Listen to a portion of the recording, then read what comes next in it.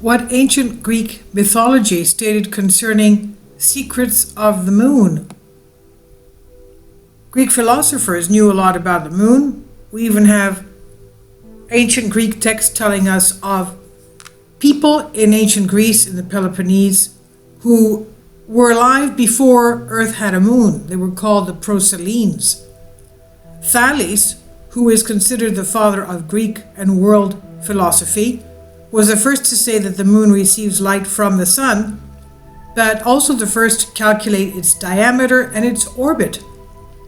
Xenophanes mentions that his teacher Socrates describes it, quote, a large hollow sphere in which there are seas and lands inhabited by people like us, end quote.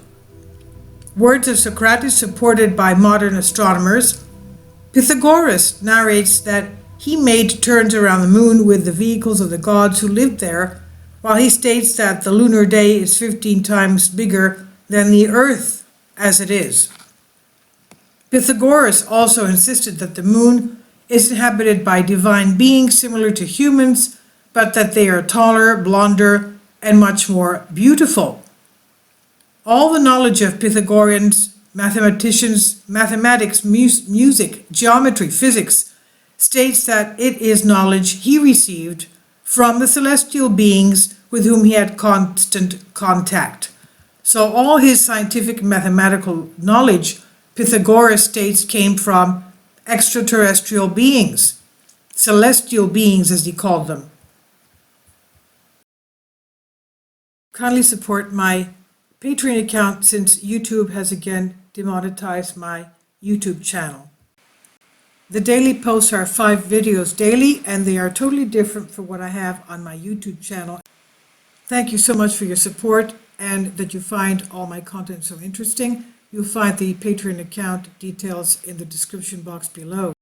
Doesn't this seem similar to the Native American Indians telling us of the ancient Anu that came to visit them from the skies, the star people as they called them, that gave them knowledge and also laws of society, told them how to plant, gave them their rules for civilization. They said that they were so loving and kind to them, tender to them, that when they left, they felt as if their best loved friend had left them.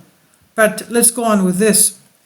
Many references concerning the moons from ancient Greek texts and mythology that refer to gods and demigods, and Greek god Orpheus, the son of Apollo, the most regular traveler of the moon, and Sirius tells us, the moon has mountains, states, and houses. Its surface is land like the earth and is inhabited by divine societies. Orpheus knew the lunar calendar of 12 months and the phases of the moon.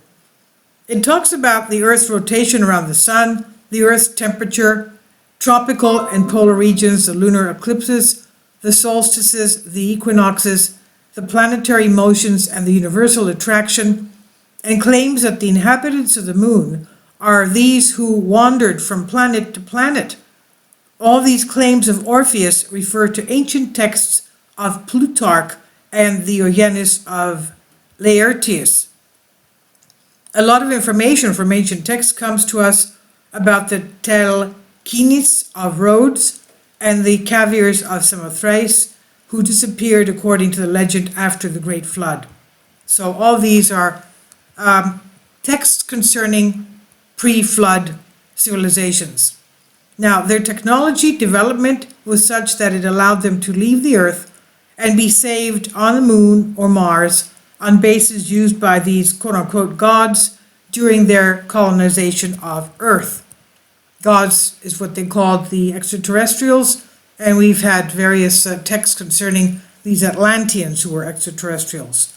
Now, there is mention that Phaethon made 30 revolutions around the moon, traveled to Venus, and often visited the poles of the Earth. Dionysus, Artemis, and Hercules had traveled to the moon, and Idmon was traveling there in his chariot that looked like a sparkling comet, giving very accurate information about the invisible side of the moon something that modern man did a few years ago. Saw and took images of the far side of the moon. Licinius, of Greek origin from Samosata, Syria, in 120 AD, read an ancient manuscript and wrote in his book True History, although he called it a fairy tale, scientific accurate information which has been verified in our time, reached the moon. So do modern human spacecraft for the moon?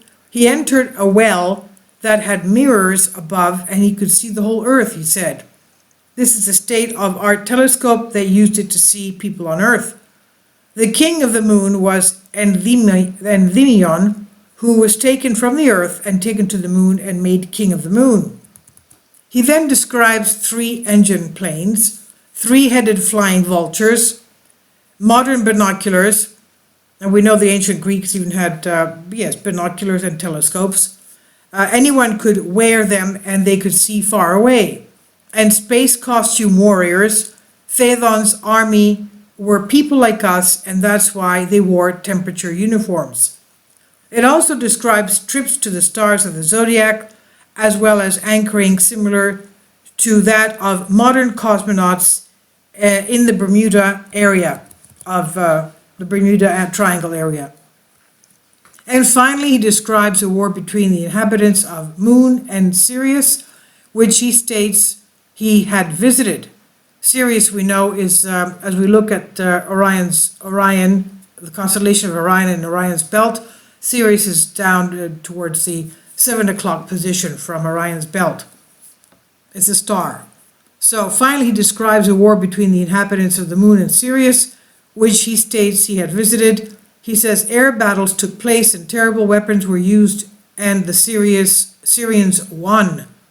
Now, after we've recorded the most important facts and stories from ancient Greek and their mythology, and travel 2,500 years BC, and think how is it possible for all this to be discussed by the ancient Greeks about the moon, a time when there was no science fiction, and ask us how it is possible for ancient myths to reach today's reality and still be characterized as myths.